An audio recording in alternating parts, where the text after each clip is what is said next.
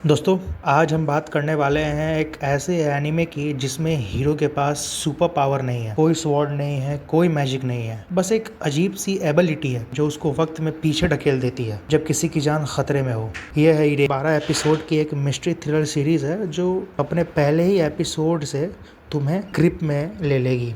आज मैं इसी एपिसोड 1 को पूरा A to Z full explain करने वाला हूँ। मतलब जो भी होता है एपिसोड में वो सब कुछ कवर करूँगा स्टेप बाय स्टेप। तो अगर तुम्हें ये एपिसोड नहीं भी देखा है तो टेंशन मत लो, इस वीडियो के बाद तुम्हें पूरी कहानी समझ आ जाएगी। शुरू करते हैं।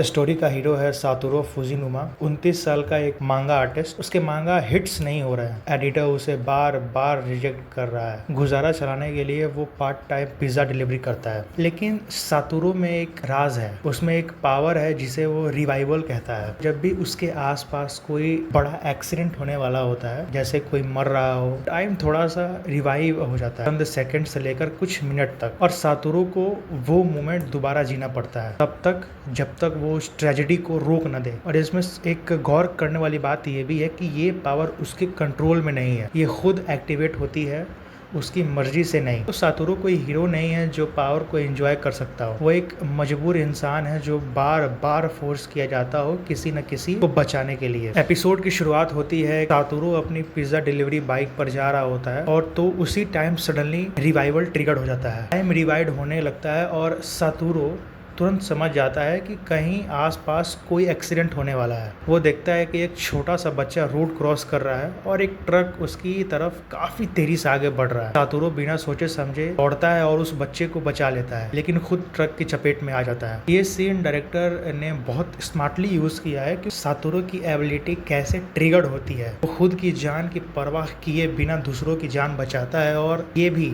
इस पावर का सातोरू की अपनी बॉडी पर फिजिकल कॉस्ट पड़ता है। सातोरू हॉस्पिटल में होता है और यही हम जानते हैं कि ये पहली बार नहीं है, वो पहले भी कई बार रिवाइवल एक्सपीरियंस कर चुका है छोटी बड़ी सिचुएशंस में। रिकवर करने के बाद हम देखते हैं कि सातोरू की नॉर्मल लाइफ, उसके पिज्जा डिलीवरी जॉब जो उसकी काम करती है, क्यूरियस नेचर की है और सातोरू की और ये लोनली नेचर को नोटिस कर लेती है। यहाँ शो सब टाइटली स्टेबल करना चाहता है कि सातोरू इमोशनली काफी अलग थलग है, वो लोगों से ज्यादा कनेक्ट नहीं करता, अपने काम में बिजी रहता है और उसके सबसे बड़ा ड्रीम है सक्सेसफुल मांगा आर्टिस्ट बनना, जिसके लिए वो अभी स्ट्रगल कर रहा है। इसके बाद हम सातोरू के घर पे उसकी माँ साचिको फुजिनुमा को देखते हैं जो अचानक आ जाती है सातोरू से मिलने के लिए। साचिको एक शार्प, कर्लिंग लेकिन थोड़ी मिस्टीरियस सा नेचर वाली लेडी है और यहाँ से स्टोरी का असली ट्विस्ट शुरू होता है। साचिको सातोरू के घर रह रही होती है कुछ दिनों के लिए। एक दिन ग्रोसरी शॉपिंग करते वक्त उसे एक अजीब सा इंसान दिखता है जो बच्चों को देख रहा होता है। साचिको को लगता है कि ये इंसान सस्पिशियस है, जैसे कोई बच्चों को टारगेट कर रहा हो। ये मोमेंट बहुत इंपॉर्टेंट है क्योंकि साचिको का इंस्टिंक्ट हमें एक दबे हुए मेमोरी की तरफ ले जाता है, सातोरू के बचपन की, जब उसके स्कूल में एक क्लासमेट कायो हिनाजुकी अचानक मिसिंग हो जाती है और बाद में उसकी बॉडी मिली थी। उस वक्त 2 और बच्चे भी इसी तरह मिसिंग हुए थे और केस आज तक अनसॉल्व है। साचिको को लगता है कि जो सस्पिशियस आदमी उसने देखा उसका कनेक्शन उस पुराने केस से हो सकता है। वो अपनी